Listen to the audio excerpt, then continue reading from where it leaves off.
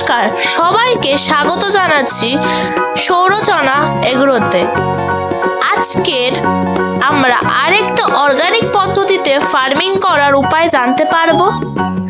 আর আজকের আমাদের টপিক হচ্ছে নতুন কোনো ক্রপ বা শস্য যখন ফুল ওঠে তো সেটা যখন পোকা লেগে যায় তারই এখানে আমরা সমাধানের ব্যাপারে কথা বলবো।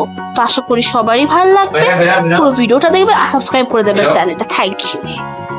চাষটা করেছি, তো করার পর কোনো ফলন কিছু আমি সারটার কিছু কেমিক্যাল দিইনি।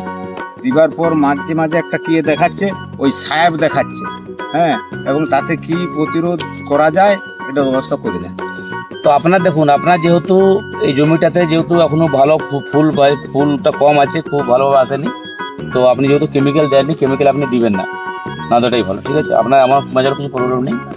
আপনি আমাদের বাজারে 5000 ppm নিম তেল পাওয়া যায়, 5000 ppm মনে রাখেন নিম তেল পাওয়া যায়। ওই নিম তেলটা নিয়ে এসে আপনি, ঠিক আছে, 3 ml থেকে 4 ml প্রতি লিটার জল, 3 ml থেকে 4 ml প্রতি লিটার জলে গুলে আপনার যতটা জমি আছে 5 দিন ছাড়া ছাড়া আপনি 2 বার করে স্প্রে করে দেবেন। তাহলে দেখবেন আপনি যেহেতু কোনো কেমিক্যাল জানেন না, তাহলে দেখবেন আমার যদি ফুলটাও আসে তাহলে আপনার ক্ষতিটা কম হবে, ফুলটাও ডিস্টার্ব খুবটা হবে না, অর্গানিক ভাবে কন্ট্রোলটা হয়ে যাবে। তাহলে মনে থাকবে নিম তেল 5000 ppm নিম তেল 3 থেকে 4 ml প্রতি লিটার জলে গুলে আপনাকে স্প্রে করতে হবে। যদি আপনার 15 লিটার হয় তাহলে 50 থেকে 50 ml দেবেন, 15 লিটার যে ট্যাঙ্কি। হ্যাঁ, এটা আপনি 5 দিন ছাড়া ছাড়া 2 বার দেবেন। ঠিক আছে, তাহলে দেখুন কাজ হবে। ঠিক আছে।